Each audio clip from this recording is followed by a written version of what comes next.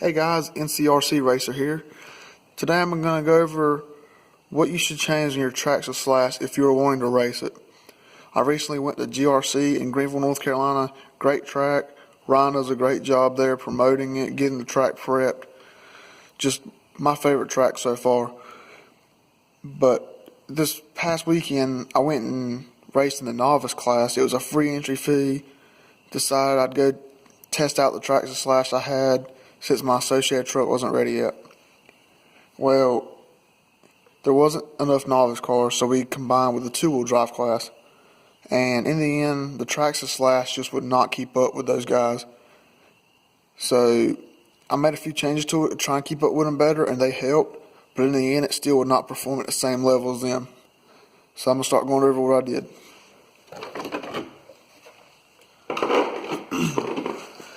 First off, I changed out the rear tires. When I first got there, the truck had no grip. It was just slipping and sliding all around the track. So I went to the hobby shop that was on site, Ron Ayers Motorsports, and bought some of these Traxxas shotgun short course tires and wheels. They're made for the Slash, so it was easy. Take off the Slash tires, bolt these on, quick and easy to do. Did it in about 5 minutes. No gluing required, and doing that picked up 4 seconds.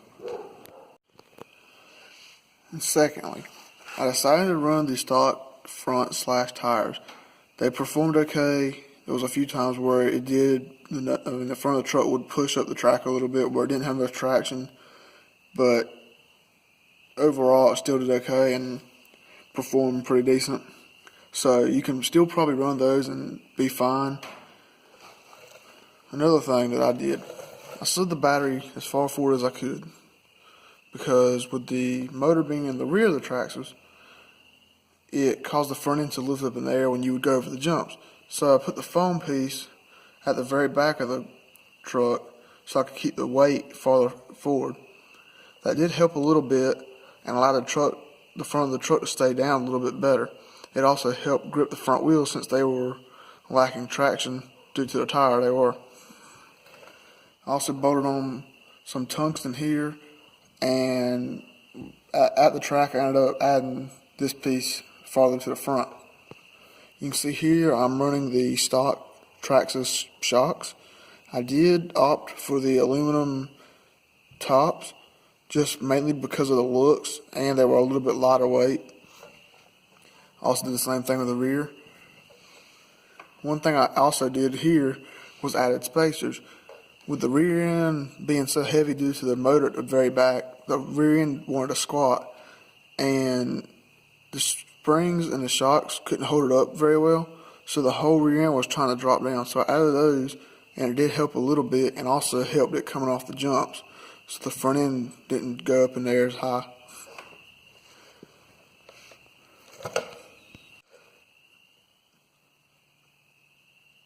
And like I said earlier in the video, the only reason I really run this was because my associated SC5M wasn't complete yet. I was still waiting on some of the charger cables to charge the new battery for it, along with painting the body and gluing up the tires. And one of the things that happened during this race that I would change if I was going to continue running this off-road was the right rear, the left rear shock actually pulled through right here. It stripped out during the race and it pulled out the screw. Luckily I had another screw to put in there for the main event. It happened in round 3 of the heats. Luckily I fixed that. So overall performance of the Slash, I had to run against guys with the associated trucks and the Losi trucks, and there was also a Racer's Edge chassis out there running as well. In the end, the Slash just did not perform. It weighs way too much compared to the other trucks. It was down, plus it was down on power. I just had a 10.5 motor where some of the guys are running 8.5s, which will be in my associated. But it did not perform good enough to run with the top guys. So if you are planning on racing two-wheel drive short course, I suggest going ahead and paying the extra money.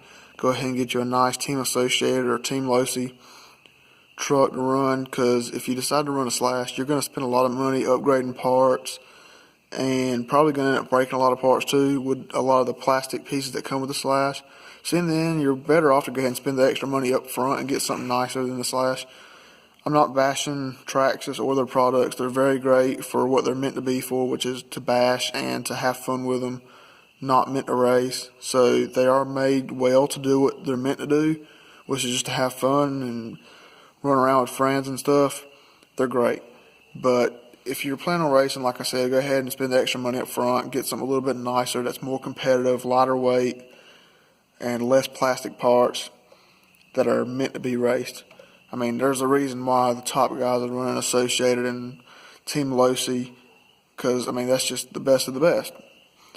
So, in the end, Slash is great for just backyard bashing. Didn't hold up very well when I raced it against the stiff competition. But, so, recap, definitely be sure to get the tires. If you're planning on racing, go ahead and buy you some new rear tires. Picked up 4 seconds there. Keep that battery slid forward. Add a little bit of weight to the front if you need to. It's all about getting as much front weight as possible with these things, with the motor being at the very rear.